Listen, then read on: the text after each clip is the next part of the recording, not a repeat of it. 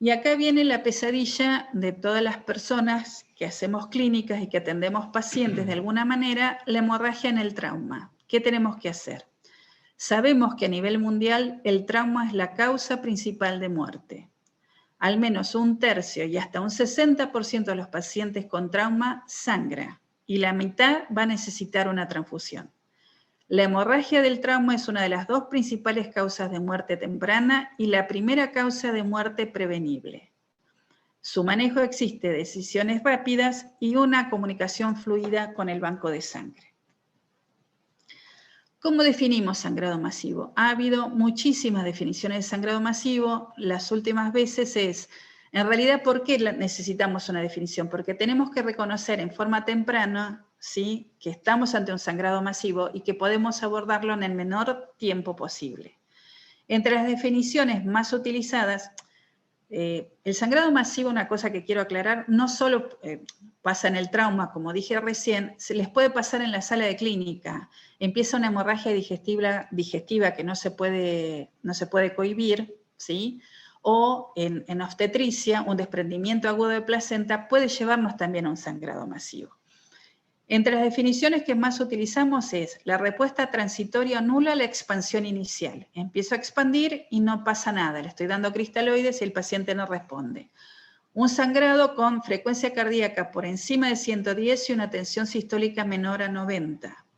La pérdida de una volemia, cuando es una volemia, es el 7% del peso corporal de un adulto, ¿sí? Más o menos la volemia de un adulto es 5 litros, 7 por 7, 49, un adulto que pesa 70 kilos. El reemplazo del 50% de la volemia dentro de las 4 horas. Y el sangrado exsanguinante, que uno ve que esto no va a funcionar, es cuando perdí. Inicialmente llegó el paciente traumatizado o tuvo su hemorragia digestiva y perdió un 40% de la volemia. Vi que perdió de entrada 2 litros de sangre, ¿sí? A un ritmo mayor si tengo un tubo puesto, por ejemplo, en el tórax y perdí un ritmo inicial a 250 mililitros por minuto, ¿sí? Cuando estamos hablando que yo voy a transfundir en forma masiva a ese paciente, ¿sí? Cuando sustituí 10 unidades de glóbulos rojos en 24 horas como respuesta a una hemorragia masiva no controlada. Opciones más actuales es un sangrado masivo, es una necesidad de 4 unidades de glóbulos rojos en 4 horas. Si yo en 4 horas tuve que pasar a un ritmo grande, a un ritmo de 100 mililitros por minuto, 4 unidades de glóbulos rojos, estamos ante una transfusión masiva.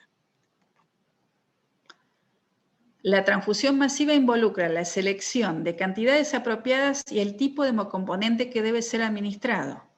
¿Qué voy a buscar? Restituir el volumen sanguíneo, oxigenar los tejidos, ¿sí? Voy a tratar de manejar la hemorragia y alteraciones de la coagulación que este sangrado masivo me va a provocar y mantener el equilibrio ácido-base, los cambios en el calcio ionizado y en el potasio.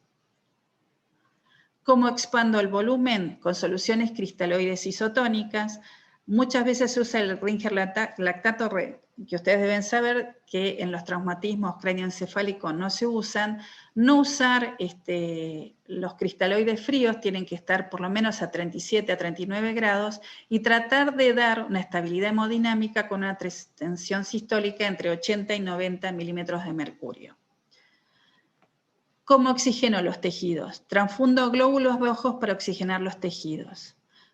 Les recuerdo nuevamente, cada unidad de glóbulos rojos contiene 200 mililitros y tengo que aumentar el hematocrito en un 3%, a menos que no hayamos logrado corregir la hemorragia. ¿Qué tenemos que tener en cuenta? El transporte de oxígeno hacia los tejidos es el producto del flujo sanguíneo y el contenido arterial de oxígeno está directamente relacionado con la concentración de hemoglobina. Un descenso marcado de hemoglobina puede causar hipoxia tisular en pacientes con sangrado masivo, ¿sí? Aumento de la frecuencia cardíaca, aumentan los requerimientos de oxígenos.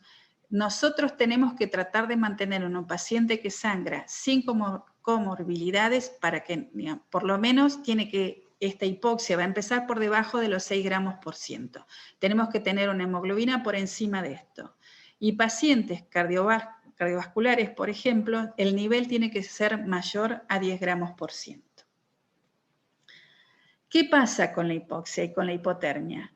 ¿Sí? Lo que hacemos es disminuir la actividad de los factores de la coagulación cuando hay hipotermia y suele provocarse la coagulación intramuscular diseminada y la coagulación diseminada asociada al traumatismo. En los politraumatizados hay una coagulación asociada al politraumatismo, ya sea por daño endotelial y por la hipotermia que provoca el shock del sangrado. El reemplazo de la pérdida sanguínea con glóbulos rojos y cristaloides provoca una gradual dilución de los factores de la coagulación. ¿Sí? Yo estoy transfundiendo, estoy expandiendo y estoy diluyendo a ese paciente y estoy diluyendo sus factores de la coagulación. Por cada 500 mililitros de pérdida sanguínea que es reemplazada, la concentración de los factores de la coagulación disminuye en un 10%. El paciente con sangrado crítico que requiera transfusión masiva se sugiere administrar plasma a dosis inicial de 15 mililitros kilo. De 2 a 8 unidades de plasma fresco congelado deben ser administrados si los niveles de TP y KPTT están movidos, están aumentados 1,5 veces del valor normal. Cada unidad de plasma fresco congelado que yo transfunda en una transfusión masiva, aumento el 2,5% la concentración de factores de la coagulación. ¿Vamos a pasar crioprecipitados en una transfusión masiva? Podemos pasarlo en una etapa inicial como primera línea de fuente de fibrinógeno. ¿Qué van a tener? Es como yo les explicaba recién. Por ahí no tiene disminuido el fibrinógeno porque no lo fabrica, sino que tengo un fibrinógeno diluido, o sea, a través de un mecanismo dilucional, y tenemos un fibrinógeno menor a 100 miligramos por decilitro. Luego de la administración de plasma fresco, recuerden que el plasma fresco no tiene fibrinógeno, y cuando el nivel de fibrinógeno es desproporcionadamente bajo en relación con los otros factores, como ocurre en la fibrinolisis. Los pacientes politraumatizados tienen una fibrinolisis exagerada, tienen una fibrinolisis aumentada. En la hemorragia severa se indica una unidad de crioprecipitado por 5 kilos de peso corporal, una unidad cada 5 kilos, y en una hemorragia menor se indica una unidad de crioprecipitados cada 10 kilos de peso corporal. ¿Qué hacemos con los concentrados plaquetarios? Los concentrados plaquetarios deben ser administrados para corregir la coagulopatía clínica asociada a la disminución del recuento plaquetario, ya sea por el sangrado, por la hemodilución o porque causado por la disfunción de las plaquetas. Las plaquetas a veces funcionan mal, también debido muchas veces a la hipotermia. Cuando administramos concentrados plaquetarios tenemos que mantener un recuento mayor a 50.000 por milímetro cúbico, que eso equivale a 6 unidades de plaquetas o un concentrado de aféresis, y si la injuria incluye el politraumatismo, o sea, estoy sangrando porque hubo un politraumatismo o un traumatismo cráneoencefálico, el recuento tiene que estar por encima de 75.000. ¿Qué tenemos que hacer además? Medir el calcio. ¿Por qué? Porque todo paciente en una transfusión masiva tiene hipocalcemia. Eso se debe a la presencia de citrato en las unidades de hemocomponentes. Recuerden que el citrato es el anticoagulante que tienen las unidades de sangre. La gran cantidad de citrato suele provocar hipocalcemia y es muy frecuente encontrar en una transfusión masiva una hipocalcemia y esto agrava el sangrado. Necesitamos el calcio para activar los factores de la coagulación. Todos los factores de la coagulación que están activados tienen que estar en presencia del calcio. La hipotermia. La hipotermia reduce la actividad de los factores de la coagulación y evita la activación de las plaquetas. 10 unidades de hemocomponentes transfundidos en 1 hora disminuyen 3 grados la temperatura central, provocando la coagulopatía hipotérmica que les comentaba recién. La transfusión masiva, ¿qué tenemos que hacer? Tratar de evitar el exceso de cristaloides, transfundir lo necesario, 1 a 1 a 1 en forma temprana. Necesito glóbulos rojos, paso glóbulos rojos. Necesita plasma fresco, voy a pasar plasma fresco. Hay un uso de una medicación que se llama tranexámico que se usa en los politraumatizados, porque se ha visto que los politraumatizados, por efecto del trauma, tienen una fibrinolisis exagerada. ¿Qué es la fibrinolisis? Degrado el coágulo en cuanto se empieza a formar y trata de hacer el taponamiento, no lo puede hacer porque se destruye rápidamente. El tranexámico es una es una droga que se utiliza dentro de las primeras 3 horas en un politrauma para evitar la fibrinolisis exagerada. Evitar obviamente la hipotermia y la acidosis, y fundamentalmente tenemos que controlar el sangrado. Entonces, repasemos cuáles son los principios de la terapia transfusional. Administrar el hemocomponente deficitario, identificar la causa y corregirla. ¿Y cuáles son las deficiencias que podemos tener? Producción disminuida, como estuvimos viendo, una pérdida aumentada, una destrucción o secuestro, una cantidad suficiente, pero una calidad ineficiente, como pasa en una transfusión masiva. Y obviamente tenemos que asegurar la calidad del producto y su administración. Muchas gracias. Muchas gracias, Vanessa, impecable la clase, interesantísima todas, y sobre todo lo que es politrauma, porque en nuestro hospital tienen llegada todos los días muchos pacientes de este tipo. También tenemos la parte de maternidad, que también generalmente son pacientes que requieren muchas transfusiones, ¿no? Y la parte de hematología.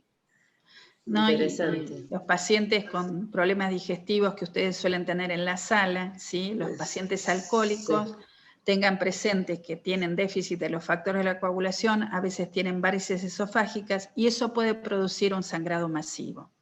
Sí, Se lo pueden encontrar no solo en la guardia este paciente, sino lo pueden tener en la sala. Sí, sí, ni hablar. Justo este fin de semana tuvimos algo parecido. Sí. Y estuvo muy interesante el dato de, para realizar distintas intervenciones, la concentración de plaquetas, o sea, en sangre, porque muchas veces tenemos el impedimento de que nos frenan cirugías o intervenciones por el número de plaquetas, que no sé por qué tiene que ser más de 100.000 para anestesia, por ejemplo. Sí, suele pasar eso, sí, realmente. La otra cosa que se tiene que tener en cuenta, que bueno, no lo dije durante la charla para no alargarla demasiado, que cuando se pide una transfusión, que algo les comenté, se tiene que hacer una compatibilidad, ¿sí? Tenemos que enfrentar el suero del receptor con los glóbulos rojos del dador. Y eso lleva entre 30 y 40 minutos. Obviamente en una emergencia hay otros mecanismos que nos permiten actuar más rápido. Pero una transfusión programada tiene su tiempo de elaboración, la compatibilidad y realizar la transfusión. Bien, bárbaro. Y bueno, interesante lo del ácido tranexánico en las primeras 3 horas del trauma. La verdad que no lo tenían presente. Sí, después les paso el dato, sí, hay un par de artículos muy interesantes, ¿sí? En el politrauma, que dio el doctor Fondevila, que es un especialista en coagulación, un hematólogo que hace coagulación, que hizo en conjunto con unos parámetros que se tomaron en el europeo de hematología, ¿sí? Sobre todo para evitar la coagulación asociada al trauma y la respuesta rápida al sangrado. Bien. Bárbaro, muy linda la charla. La verdad que da para más, es re lindo. No sé, Carlos, si tenés algunas preguntas. Medio corto de tiempo.